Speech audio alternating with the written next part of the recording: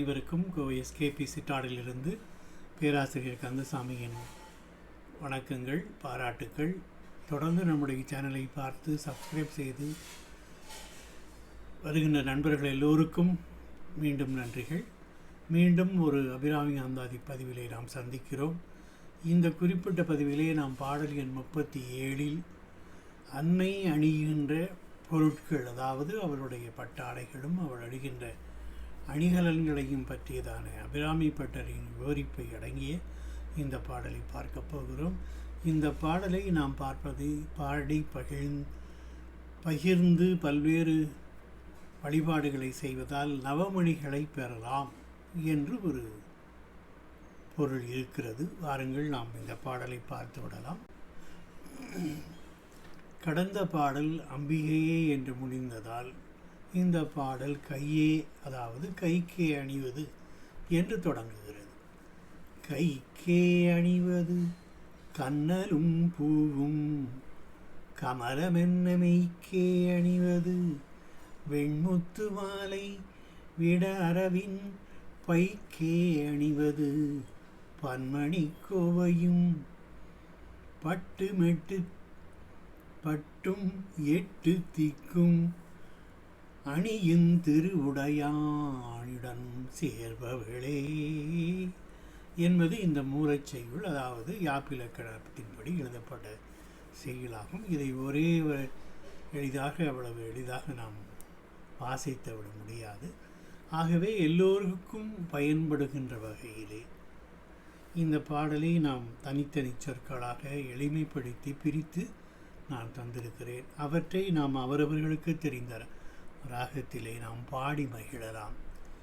கைக்கே அணிவது கண்ணலும் பூவும் கமலமன்னமைக்கே அணிவது வெண்முத்து மாலை விட அரவின் பைக்கே அணிவது பன்மணி கோவையும் பட்டும் 8 திக்கே அணியும் திருவுடையான் இடம் சேர்பவளே என்று அபிராமி பட்டர் அபிராமியை போற்றி புகழ்கிறாள்.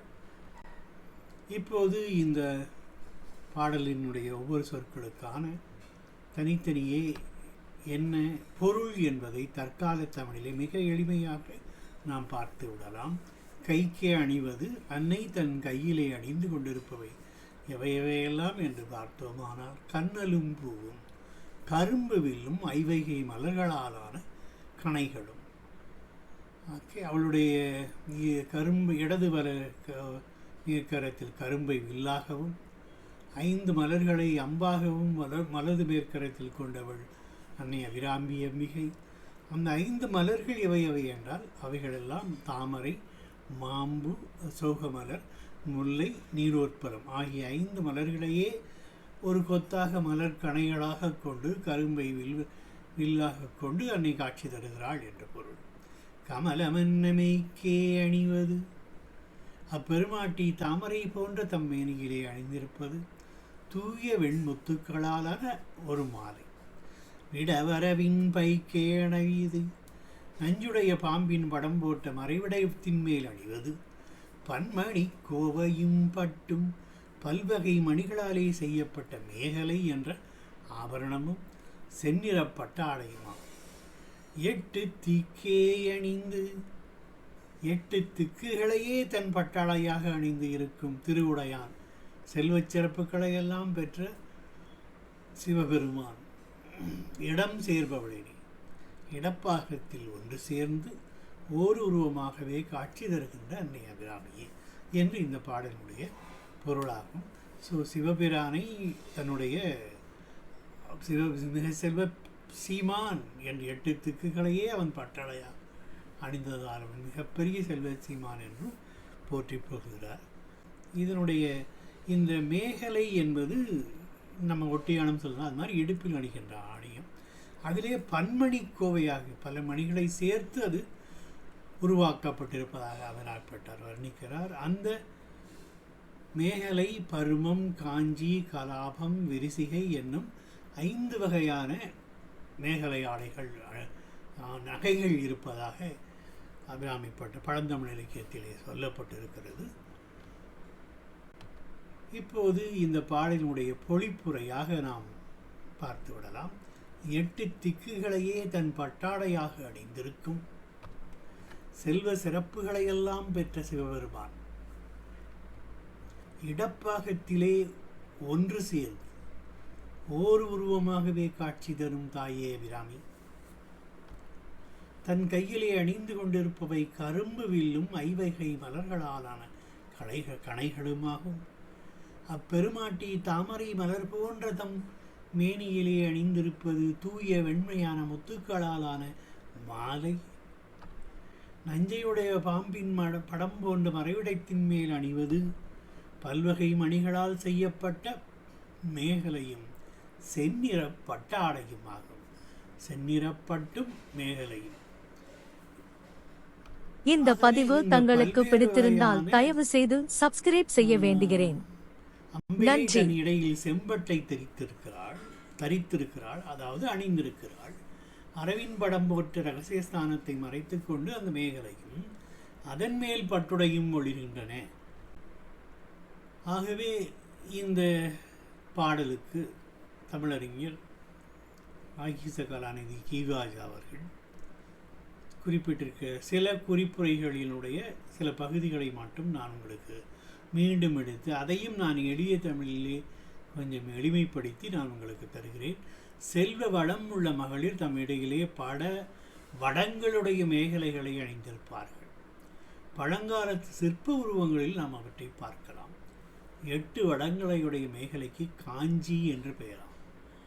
7 வடங்களையுடையது மேகலை. 16 வடங்களையுடையது கலாபம். 18 வடங்களையுடையது பருமம். 32 வடங்களானது விரிசிகை. அதாவது வடம்னாக்க ஒவ்வொரு கயிறு, இப்போ இரட்டை வட சங்கிலி அந்த மாதிரிலாம் சொல்கிறோம் இல்லையா, அது மாதிரி 7 வடங்களையுடையது மேகலை.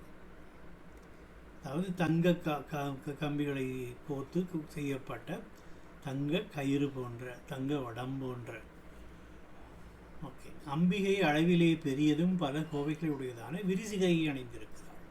அதாவது 32 வடங்களாலான விரிசிகையை அம்பிகை அணிந்திருப்பதாகவும் கையும் மெய்யும் இடையும் சரிசித்து பின் அர்த்தநாரீஸ்வர திருக்கோலத்தையும் தியானித்து இந்த பாட்டை முடிக்கிறார் அபிராமிப்பட்டர் என்று கீவாஜா அவர்கள் தனியே ஒரு குறிப்புரை எழுதியிருக்கிறார்கள். இதை பார்த்தால் உங்களுக்கு அந்த காலத்திலே என்னென்ன நகைகளெல்லாம் இருந்திருக்கின்றன என்பது புரியும். இந்த பதிவை நிறைவு செய்வதற்கு முன்னால் மீண்டும் ஒரு முறை இந்த பாடலை நாம் பாடி பணிந்து இதை நிறைவு செய்யலாம்.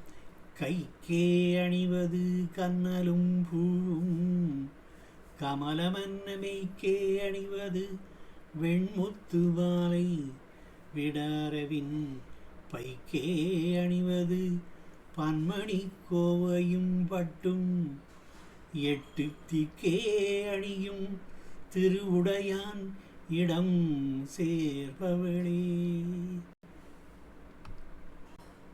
அடுத்த பாடலாக நாம் பார்க்க இருப்பது சிவபெருமான் பெற்ற தோல்வி. அம்பிகை சிவபெருமானை ஆட்கொண்டதை மறைமுகமாக குறிக்கின்ற பாடல். இந்த பாடலை பாடுவதால் நமக்கு வேண்டியதை வேண்டுவாறு அடையும் தன்மை ஏற்படும். அதற்காக நாம் இந்த பாடலை பாடலாம் என்று குறிப்பிடப்பட்டிருக்கிறது. வாருங்கள், நாம் அடுத்த பதிப்பாக காத்திருக்கலாம். அதுவரை வணக்கங்கள், நன்றிகள்.